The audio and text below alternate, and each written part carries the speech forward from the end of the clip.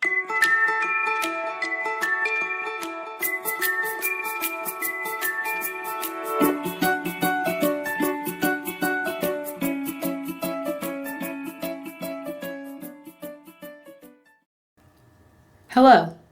Welcome to the Shared Libraries tutorial on identifying popular and scholarly sources. By the end of this video, you should know the difference between popular and scholarly sources, as well as when to use each in your research papers and projects. You'll also learn about the peer review process, a process by which many scholarly journals publish their articles. Let's go to Shared Libraries Research Tutorial Guide. It's called Tutorial Introduction to Academic Research, and it can be reached by visiting the library's webpage and clicking on the Student Resources link found in the banner of tabs directly under OneSearch. From here, we'll click on Tutorial Introduction to Academic Research under the Ask Us and Research Help menu. There's a lot of information in this guide, but for this particular tutorial, we'll click on the Popular and Scholarly Sources tab. Every source you find will fall into one of three categories: popular, scholarly, or trade. There are many differences between these three categories.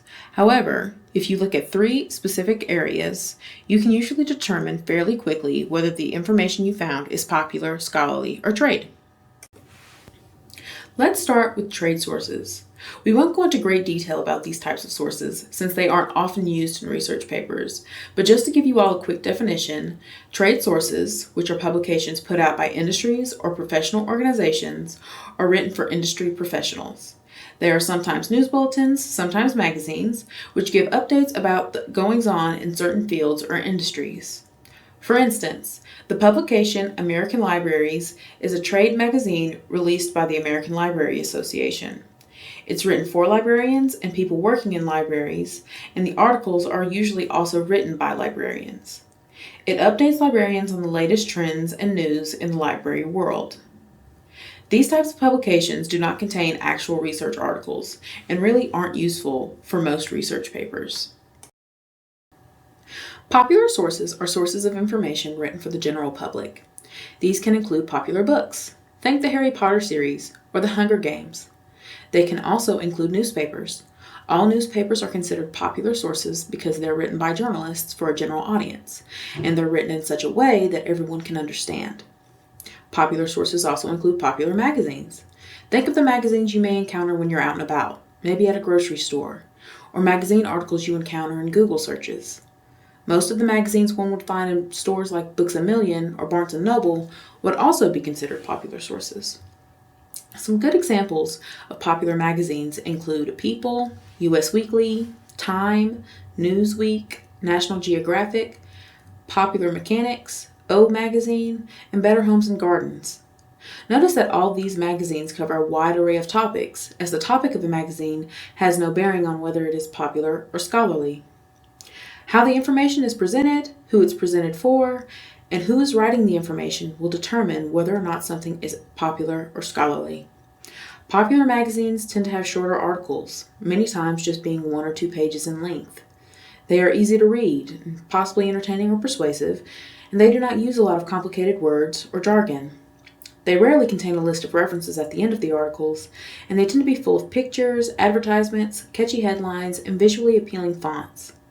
The authors of popular magazines are usually journalists or freelance writers, and they are not experts in the field about which they are writing. Scholarly sources are sources of information written for scholars and experts. These can include books published by university presses and scholarly journal articles. Scholarly journal articles are usually much longer than popular articles. They can get as long as 30 pages or more. They also usually contain headings like introduction, methods, discussion, and conclusion. They almost always have an abstract in the beginning, which is a paragraph that discusses what the article is about, and they usually contain an extensive list of references at the very end of the article.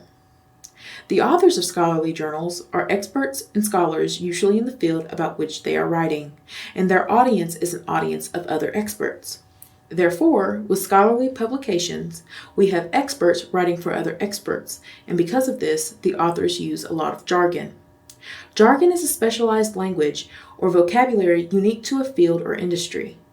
So if you're in that field or industry, you speak that language. As a student, you probably won't know the jargon of your own major yet, let alone the jargon of another field. This is what makes scholarly articles difficult to read on occasion. You might have to look words up in a dictionary, and you'll definitely need to take your time when reading these articles. However, I promise scholarly articles are worth all the occasional hassle of reading them, as they are the best of the best when it comes to information. Now let's talk a little bit about the peer review process. Most scholarly journals, but certainly not all of them, use the peer review process in order to publish their articles. Through this process, articles are given to a group of peer reviewers to evaluate and examine before publication, with peer reviewers being experts in the subject of the article. For example, if a herpetologist, someone who studies reptiles and amphibians, has completed a research project and written an article on the Tennessee cave salamander, and they submit their article to the Journal of Herpetology, the journal will have a group of peer reviewers made up of other herpetologists and other experts on salamanders to evaluate the article, looking for flaws in the author's research and looking to see if the author adds anything new to the conversation on Tennessee cave salamanders. If they decide to publish the article, they will usually ask the author to make changes or revisions before publication, and the author and peer reviewers may go back and forth for a while before the article is ready to be published. The entire peer review process can take a year or more. Therefore, if you're writing about a current or hot topic, you might not be able to find peer-reviewed information on your subject. You might have to use popular sources, such as newspaper articles or magazine articles. Lastly, I want to mention that not everything in a peer-reviewed journal is peer-reviewed.